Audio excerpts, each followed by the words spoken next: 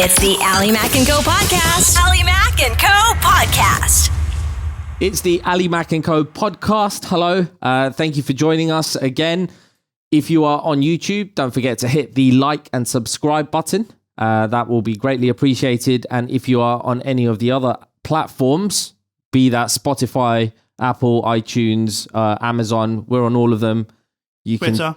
can for the listening stuff. So as you may have gathered, got Cindy the producer over there. Cindy. Hello. And we got Ben joining us. Hello, Ben. So Ben is another one of our producers, but he is an expert when it comes to off-roading.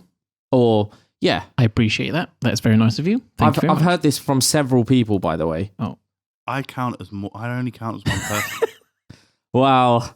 It wasn't me that said that. I'm not Fat shaming. I'm not fat shaming, but you said that, right? Anyway, so Ben, thanks for coming in. Also, props to Cindy and Ben. They've done a reset-up of the entire studio. We've got new screens in, so nice job on the wiring, guys. just don't look under the table. Don't. Right, Ben. So we're talking about off-roading. Mm-hmm. We live in the U.A.E. We're blessed to have the desert around us. Absolutely. We're also blessed to have mountains around us. Yes, indeed. So if someone new came to the U.A.E. to live, or if you already live here and you want to get into off-roading, why would you recommend that as a hobby? The UAE is such a nice place to be able to do that. It's like, so I'm moving to Australia, right? And most of the stuff they do, or the fun stuff that they do is multi-day stuff. So as it says, multi-day. You pack your car, you're all loaded, full of food, full of fuel, water, blah, blah, blah, for multiple days. Here, pack a sandwich, pack a bottle of water. You can go and come back before lunch. Yeah. And it's fun. Also, it will probably save you a lot of money in terms of, because on the weekend, people normally go for brunches and get wrecked. They go clubbing, they get wrecked. They do other things and get wrecked. So would you say that financially this would make sense to do that, or? How do I put this nicely? It's yes and no. I say yes because after you've learned how to drive the car, and once you're driving it properly and you know what you're doing, you can save yourself a lot of hassle when it comes to maintenance and bills and stuff like that. Right. Because you know how the car is going to handle, you know what it's going to do, when it's going to do it. You know, sometimes you just need to take the hit to prevent something worse. Yeah. And that's just the nature of the beast, unfortunately. But yes, once you do that, you'll be saving money. Okay. In terms of expense, Mm-hmm.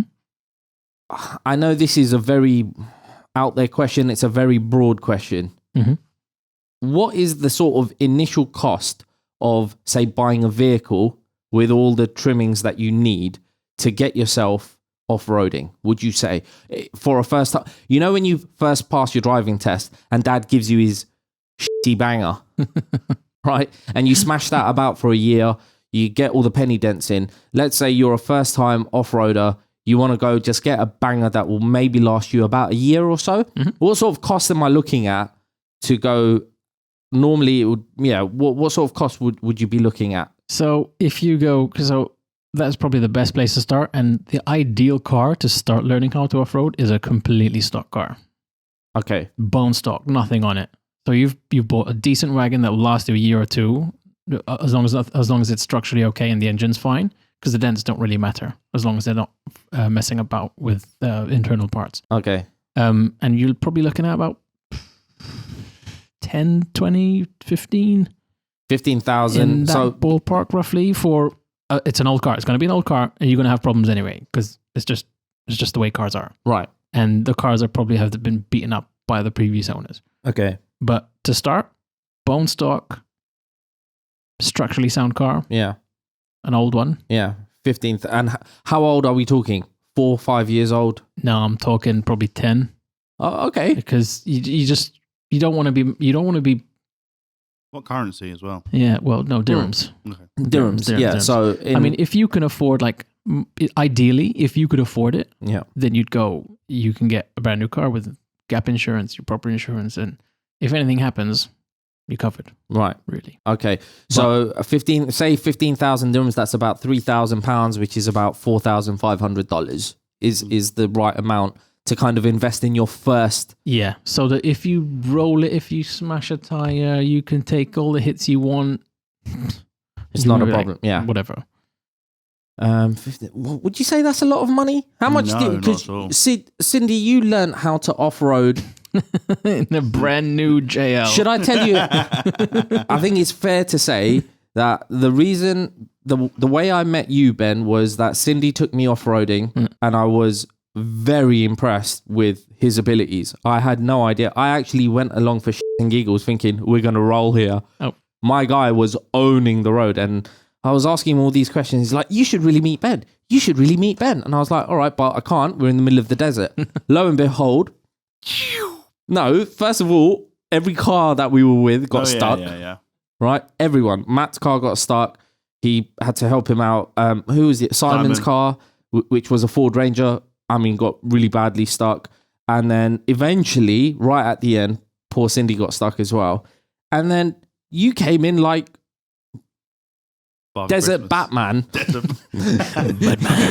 say that because you showed up in a black Shogun Pajero. Yeah, 4-door. Yeah. Big girl. Missed me by probably a meter where I went flying. It was a bit Hollywood, to be honest. Bollywood. Either or. I beg your pardon? We're not racist here. Bollywood. I'm just letting the audience absolutely, mate. They are the big. Why are we talking about Bollywood? It's biggest movie. I think bigger than Hollywood, mate. Exactly right. Yeah, they do. They make more movies and more money than anyone. Yeah. And you came in this blacked out Pajero. Like I said, I thought you were Batman, and you just kind of pulled everyone out, and we never got stuck again. Well, no. Simon did, but yeah. So then we met and I was asking you all these questions and that's why I was like, Ben's a really nice guy. You know what? I feel a bit sad about that because, not sad, but I remember talking to you. I'm like, looking back at it, I was like, well, this guy's awesome. No, yes, but I probably came across as quite arrogant. Not at all. No, I think I did because I told you, I said, listen, if I'm going to give you advice, you'd better take it. I'm like, yeah, that's arrogant. Listen to me. Like I'm a professional here. I'm not a professional driver. I'm just an enthusiast. Yeah, it was more like, if I'm going to give you advice, you better take it. Listen here, son. So it was, and I'm really glad that we met that day because then you started talking to me about diff locks and you gave me a lot of information. So we've talked about the initial cost. We're looking at about 15,000 dirhams, about £3,000. Now, how would you pick a car, your first car? Ooh. Do you know what I mean? Cindy, what was your first off-roading car? Mine was a Jeep Wrangler Unlimited. And you was about 15,000 dirhams, 10 years old. It was brand new. Straight out the showroom. 20,000 sterling. Yeah. Let's look at options, right? Because there's a battle of the brands. Absolutely. And the most common one that people think about here in the UAE and the Middle East region is the Toyota Land Cruiser, which are super expensive. And obviously that's not going to be a first car. Even the old ones still really hold their value. So we're going to write that one straight off. There are the old shape ones and the older ones, not the ones we were talking about before. Yeah. So the older shape than that for the Nissan Patrols, for example. And even those hold their price really well. And the old Land Cruisers hold their price really well. Yeah, but if we're trying to find one, say within 20,000 dirhams, what are we looking at? Scrap. No. What? Wait. So if we're looking at what? Say one of those Land Cruisers for... No, so let's look at what our options would be as a first car to go off-roading in. Mm-hmm. Say your budget is 20 to 25,000 dirhams. Mm-hmm. What would we be able to find on the market that you would say, this is a good first car to go off-roading? I would say either an old Jeep, TJ. That's what I had, black one. But that was highly modified. I don't think we pulled a picture of the TJ I can get a picture up of the TJ. Yeah. We pulled up the JK, which is one of the newer ones. Yeah. That's the... Okay, let's go back to the one that was on. Yeah, so this is the Patrol. Yeah. So this is a new car, but it's just the old shape. Yeah. Which the locals here absolutely love. Yeah. Supercar. It's quite structurally strong. The engine needs quite a lot of work, though, to bring it up to par. Okay. So it's a highly modifiable engine, but I mean, like all cars, when you do push them, they Yeah. conk out a bit. Yeah. So an old Nissan Patrol is one that you would recommend. If you can find one for 20, absolutely. Okay. Yeah, and then they do some of them up, and they look really good. Okay. What else are we? What about in the Toyota brand? FJ. The FJ Cruiser. FJ. You can also, there we go. So that's the one I had, but it was red. Yeah. They're good looking cars as well. Not too bad. The visibility is rubbish. Is that the one that you rolled? Yep. Yeah. 5 times. What did you say? The visibility is rubbish. Inside, Yeah. it's like constant thunderstorm. Like you can't see anything. Okay. Like the window at the back is It's tiny. Yeah. Okay. But as a first car, if you can afford one, they're great. Yeah, absolutely. so Because even the older ones, there might be probably I don't know if I've given you a low estimate now. Maybe looking at about 40.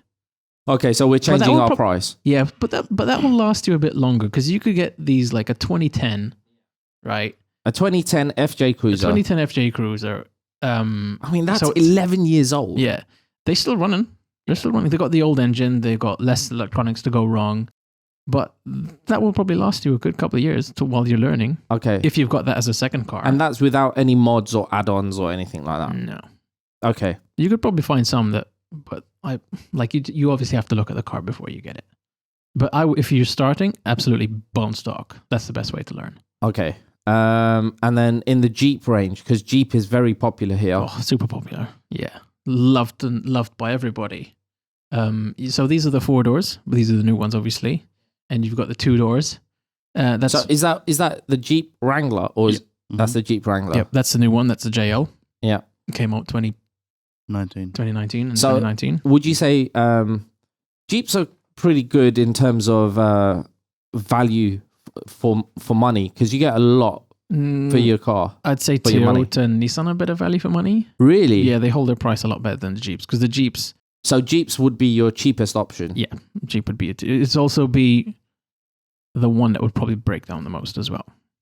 Oh wow. Okay. You had a Jeep. How did you find your Jeep?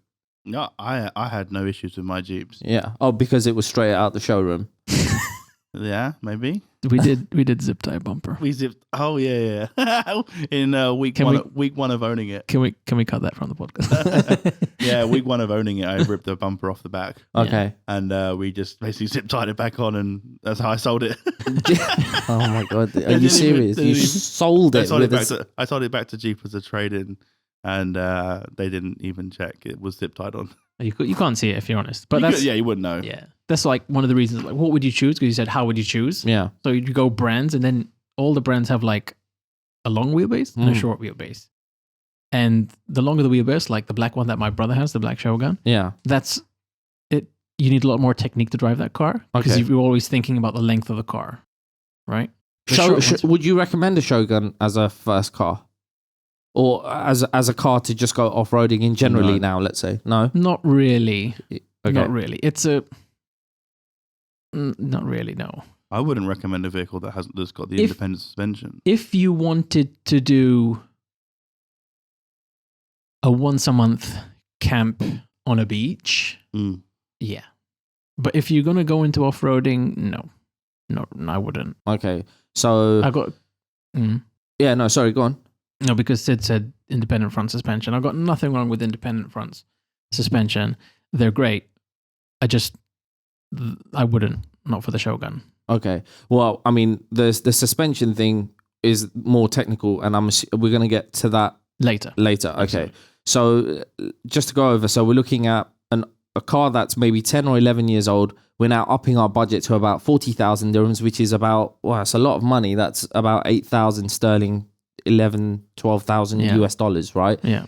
You've got the old Nissan Patrol and the old Toyota FJ Cruiser. Those are the... You'll find some Jeeps at that price too. Okay. You'll find tons of Jeeps at that price too.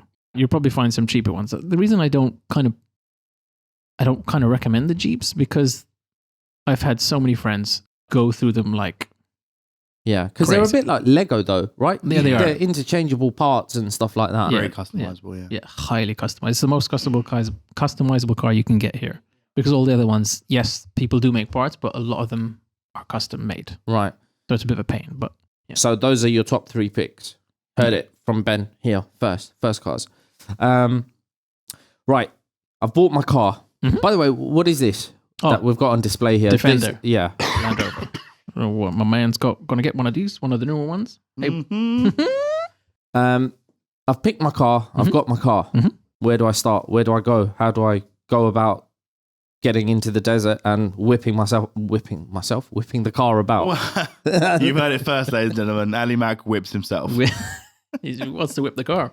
You filthy, filthy child, Cindy. You said it. Where would you go?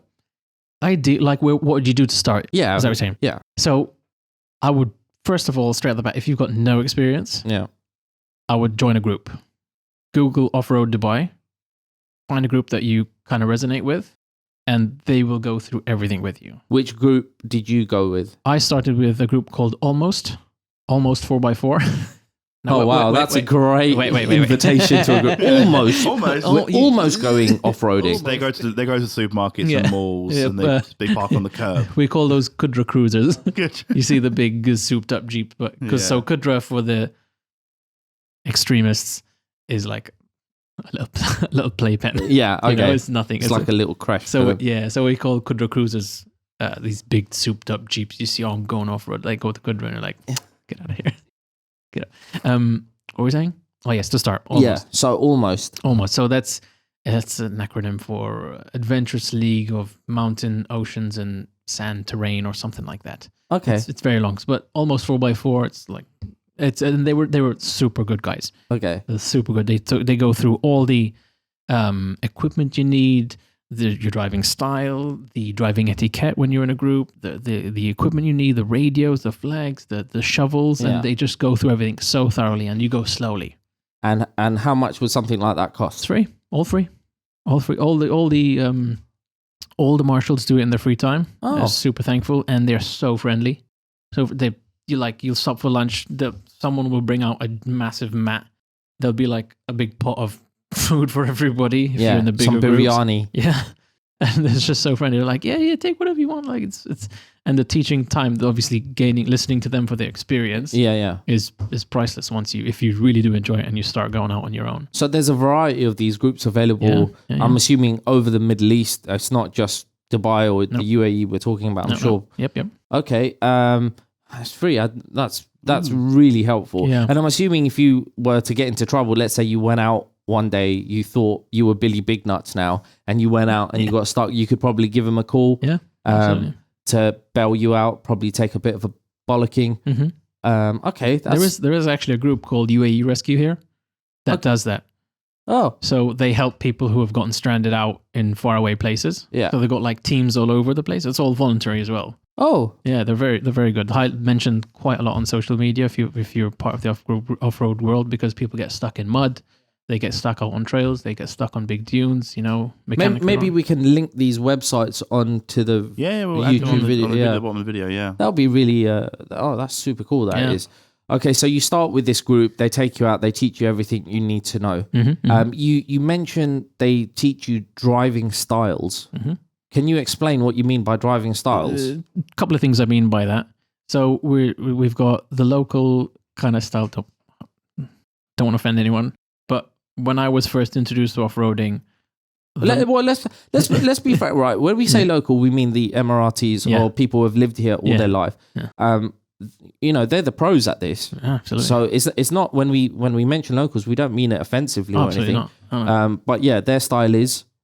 What I was introduced to was you would turn off all the electronics, keep it in two-wheel drive, and just be whizzing. So whizzing left to right, just in two-wheel drive. Yeah, just spinning the back wheels. Doesn't that defy the point of going off-roading to be four-wheel drive? Because they'd stay in the middle of the dune where it's flat, relatively flat, and they would just kick up sand behind each other. So if you're at the back, you're like. So it's more stunt driving, drifting and donuts and all of that stuff. I never saw, apart from the leaders in the group, because they used to teach us the technical driving, which is up and down, teach you how to cross crest and stuff like that. Okay. Right. That's one style of driving that you would, it's not about recommending whether you want to do that or not. It's just, if you want to, that's on you. what is your style of? So you like most things in life, you go through phases. You've got the short technical tunes that at some point you absolutely love, and then others you hate. Okay. You hate because it's a lot of turning, it's a lot of anticipation, it's a lot of gear changing. I highly recommend the only car you buy is a manual as well. No. Yes, mate. Don't even give me that. I taught you better than that. Just because you had an automatic, all right? Yeah. Manual. Yeah, that's right. Yeah, your Jeep was a Auto, baby. Yeah. And everyone used to tell me, stick it in the manual mode and put it in gear 2. I was like, no. I left the whole thing in auto. Would you classify him as a real off-roader then? Because you know, like even in regular driving, if you don't know how to drive a stick shift or a manual, you're not a real driver. Obviously, I know how to drive a stick. How obvious is it? I've never seen you. Yeah, and my Mustang was a manual. Oh, fair enough. Well, that one. Yeah, that blue Lego one on the desk. I don't think you can see it in the camera. I think. Oh no. So we actually never talked about Screenshot. that. We never talked about the manual versus auto. It's very important to be in a manual. Listen, for everyday driving, I'm fed up of driving stick shift. No, I'm saying specifically for the desert. Yeah, absolutely. And I'm assuming because right now we're just talking about the desert. We haven't actually talked about the mountain side of things and those trails. Yeah, absolutely. Yeah, so nice. Do these groups teach you that as well? So when you go out on the trails, it's not as technical. It's not as technical. It's not as harsh on the car. So you don't so there's a couple of apps that you can use that show you where to start, the route you go through, where's nice pictures, and then the route back. They're really quite good, these apps, and you can do those alone. Yeah. Any apps you recommend? Wikiloc. Wikiloc, yeah. Yeah, it's really good. It's an app that's designed for give hiking routes. Okay. But you can actually now they've added an option where you can filter through to off road. Yeah. And so not only can you can go, okay, I'm going to be in Fujairah this weekend. I want to look at off road routes here in Fujairah. You can do difficulties, and people that upload them, you can see when was the last time someone did the trail. They upload pictures, so you can see the trail conditions, and they can tell you what level there is. Most of the trails are pretty easy.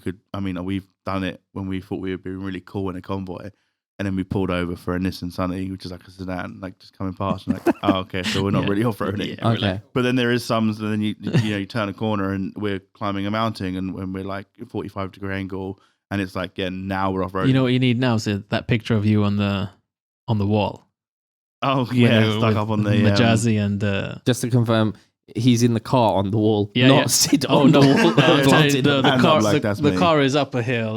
We just did it for show, really. But the car is up there. He managed to go, Jeep Gladiator. She's a big girl. Yeah. Sorry, I call all my cars girls. I don't know why. I just do. I think my dad did, and I just caught on the habit. Yeah, they are. There you go. Yeah. And my babies. My babies. Cindy. I don't want to say it. Cindy refers to them as different types of burgers. I don't. No, birds. Burgers, mate. She's a big bird. I didn't. You just. I don't know that. I've seen you name your chicken nuggets, mate. What? No, I named yours. Yeah, that's mine.